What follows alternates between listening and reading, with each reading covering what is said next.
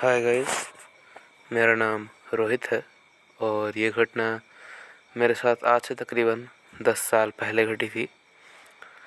जब मैं 11 साल का था। अभी मेरी उम्र 21 साल है और इस घटना को मैं अभी तक भुला नहीं पाया हूँ। वो एक गर्मियों का महीना था। हमारे एग्ज़ाम्स अभी थोड़ी दिन पहले ही ख़त्म हुए थे और एग्ज़ाम्स ख़त्म होने के बाद समर हॉलीडेज़ हो जाती हैं। तो मेरे 2 कज़न्स यूएस से आए हुए थे, वो भी मेरी उम्र के ही थे। उस वक्त मेरे डैड ने सुझाव दिया कि हमें छुट्टियों में मेरे दादा और दादी के गांव चले जाएं।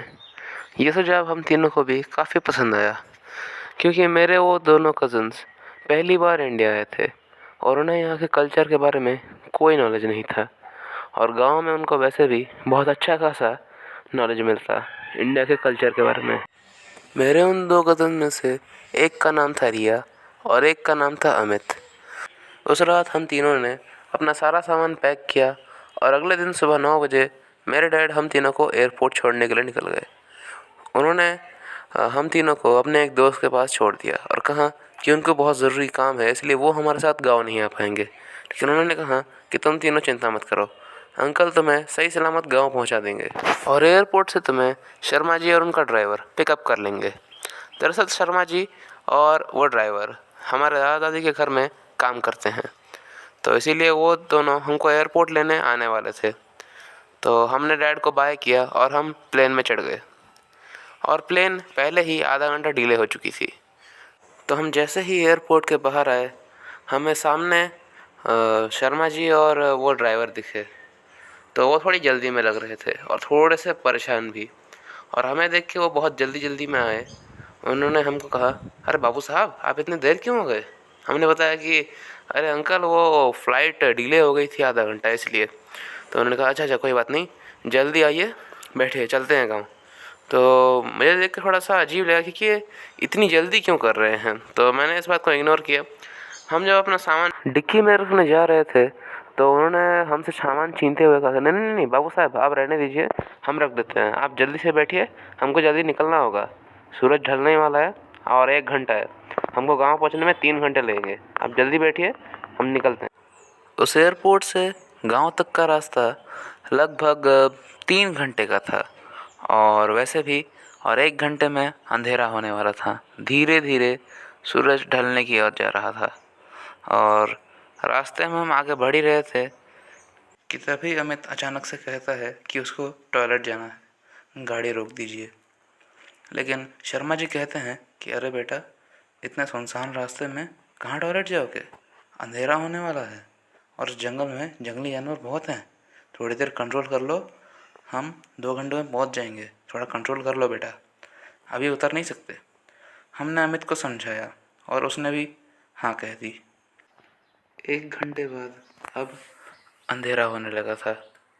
गाड़ी की लाइट्स ड्राइवर ने ऑन कर दी। अब ड्राइवर और शर्मा जी के चेहरे में डर साफ साफ दिखाई दे रहा था, पता नहीं क्यों, लेकिन ड्राइवर के चेहरे से पसीना निकलना शुरू हो गया था। और फिर जब मैंने अपने घड़ी की ओर नज़र घुमाई तब मैंने देखा कि इस वक्त रात के 7:30 बज रहे हैं और आसमान में चाँद भी मुझे साफ साफ दिखाई दे रहा था। वो चाँद की रोशनी पता नहीं क्यों मुझे थोड़ा थोड़ा डरा रही थी।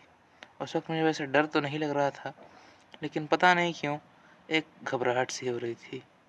और उस वक्त हम एक जंगल में भी एंटर कर चुके थे और तभी ड्राइवर ने शर्मा जी से कहा कि देखिए साहब, हम देवगढ़ के जंगल में एंटर कर चुके हैं, अब पता नहीं हम घर पहुंचेंगे भी या नहीं। शर्मा जी गुस्से से कहे, ए चुप रहो, अशुभ बातें मत करो, भगवान का नाम लो और गाड़ी चलाते रहो। ड्राइवर कहा, अब तो गाड़ी भगवान ही सही सलामत घर पहुंचाएंगे। खैर जैसे तैसे डरते डरते आधा घंटा बीत गया। वैसे मैं और मेरे वो दोनों कज़न्स अभी भी डरे हुए नहीं थे क्योंकि हमें कुछ पता नहीं था इस जगह के बारे में, लेकिन जल्द ही हम इस जगह से अच्छी तरह वाकिफ़ होने वाले थे। खैर थोड़ी देर बाद ही गाड़ी थोड़ी अजीब से चलने लगी, गाड़ी थोड़ा सा इनबैलेंस होने लगी। तभी ड्राइवर ने गाड़ी रोकी और जब उसने बाहर देखा तो गाड़ी का टायर पंक्चर था। और फिर शर्मा जी ने और ड्राइवर ने एक दूसरे की ओर देखा और फिर थोड़ी देर बाद शर्मा जी ने कहा कि जल्दी बाहर निकलो, स्टेपनी लगाते हैं और निकलते हैं यहाँ से। ड्राइवर ने कहा, अरे साहब क्या कर रहे हो, इस जंगल में बाहर निकलना मतलब अपनी मौत को दावत देना। तो फिर शर्मा जी ने कहा, अगर यहाँ पे रुकोगे तो खुद मारे जाओगे, इससे अच्छा कम से कम बचने की कोशिश करते हैं। मुझे उन दोनों की बात बिल्कुल समझ में नहीं आ रही थी। वो दोनों गाड़ी से उतरे और शर्मा जी ने कहा, बच्चों अपने गाड़ी के शीशे ऊपर चढ़ा लो और दरवाज़ा अच्छी तरह से लॉक कर दो। हमने भी उनकी बात मानते हुए गाड़ी का शीशा ऊपर चढ़ा लिया और दरवाजे भी लॉक कर दिए चारों के चारों। पता नहीं क्यों, लेकिन उस जंगल के सन्नाटे में मुझे एक अजीब सा डर महसूस हो रहा था। अब धीरे धीरे मुझे और मेरे उन दोनों कज़न्स को भी थोड़ा थोड़ा डर लगना शुरू हो गया था। पता नहीं क्यों, लेकिन उस जंगल में एक अजीब सा सन्नाटा था। रात के वक्त जंगल में अक्सर कीड़े मकोड़ों की आवाज़ें आती हैं, लेकिन वहाँ पे तो जैसे मौत का सन्नाटा छाया था। और तभी मुझे मेरे विंडो में नॉक करने की आवाज़ आई। मैं अचानक से डर गया, लेकिन जब मैंने उस तरफ देखा तब मैंने देखा कि वहाँ तो शर्मा जी हैं जो लॉक खोलने के लिए कह रहे थे। मैंने जल्दी से लॉक खोला और फिर वो जल्दी से गाड़ी में बैठ गए। मैंने पूछा, अंकल क्या गाड़ी ठीक हो गई? तो उन्होंने कहा कि हाँ बेटा, पंक्चर लगा दिया है, अभी ड्राइवर भी जल्दी आके गाड़ी में बैठ रहा है और हम लोग यहाँ से निकल लेंगे। वैसे भी अभी घर ज़्यादा दूर नहीं है, हम पहुँच जाएंगे।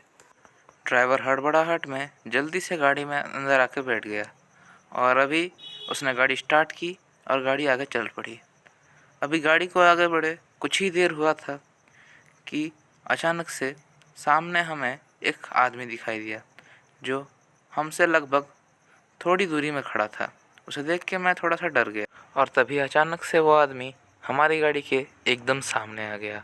ऐसा लगा कि जैसे उसने कोई टेलीपोर्ट किया हो।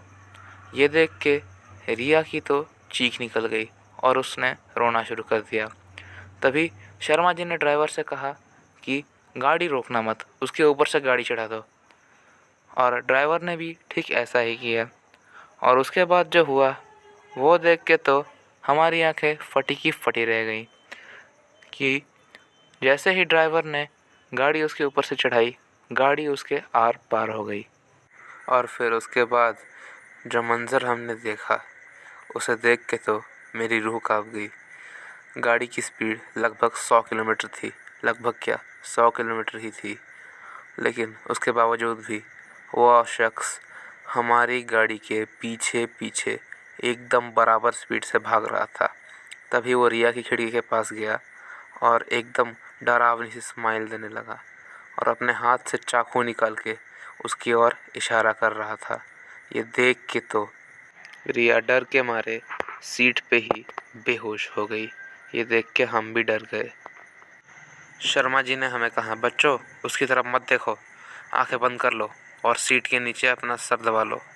हमने भी बिल्कुल वैसा ही किया।